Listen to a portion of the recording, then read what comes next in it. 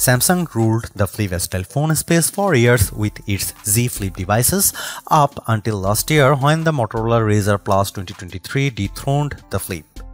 This year's Galaxy Z Flip 6 aims to reverse the course and get back its title as one of the best foldable phones. Obviously, all the usual upgrades are in tow with this charming little flippable, like its new 50MP main camera, more durable design, and more functional flex window display. These hardware changes are good, but they are supplemented by the same Galaxy AI features I found helpful in saving me time with the Galaxy S24 Ultra, plus a few new AI capabilities. If that's not enough, there is a much bigger emphasis on personalizing the Galaxy Z Flip 6.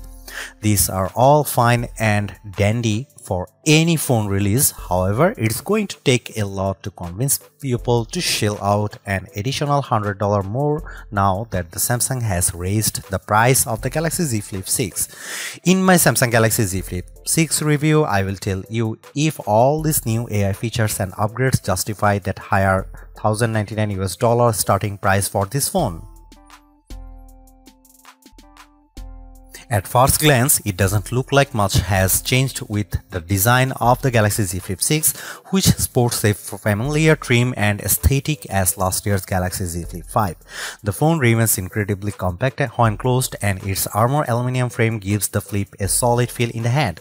However, the Galaxy Z Flip 6 is not as ergonomic as I'd like because its flatter edges. The only visible difference with the design this time around is how the outlines of the camera lenses are accented by the same paint job as the phone, giving the phone a much more pleasing contrast. Speaking of trims, I really like the pastel-like color Samsung's using for the Galaxy Z Flip 6, like my blue colored review unit. It's better made too, with a matte finish that prevents smudges and fingerprints from darting up the Z Flip 6. The size and design of the flex window also looks identical to late year, complete with the same fin cutout on the bottom right where the cover display meets the cameras.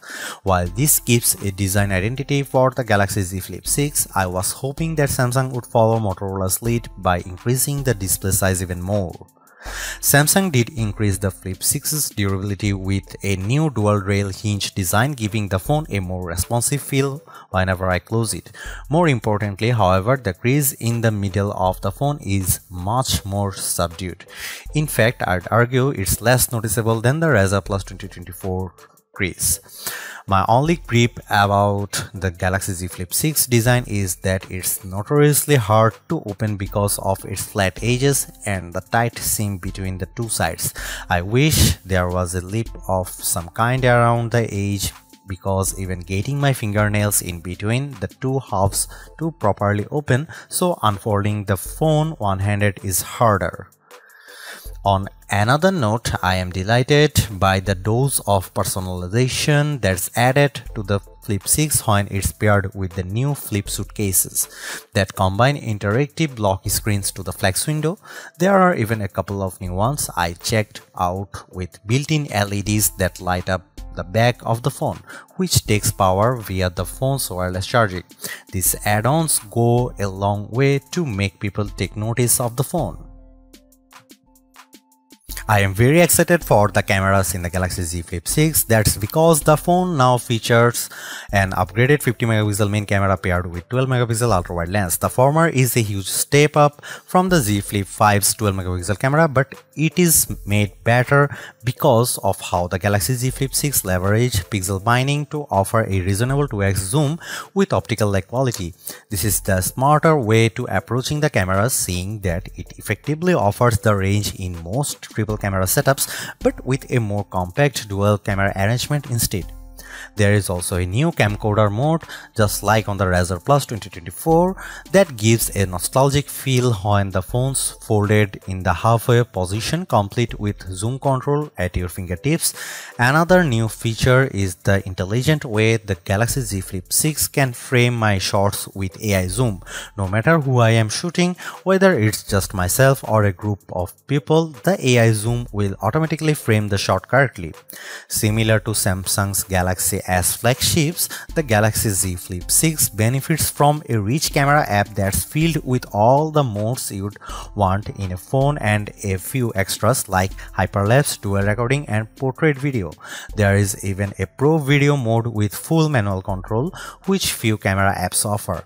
I also love how the flex window can be turned on to act as a preview screen, making it perfect for blogging and self-recordings.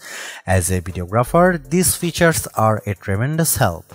The Galaxy Z Flip 6 is undoubtedly a phone for creators with its rich set of features and tools, but ultimately its camera performance will show me if it's worthy of being a best camera phone contender. Here are some camera samples of Samsung Galaxy Z Flip 6.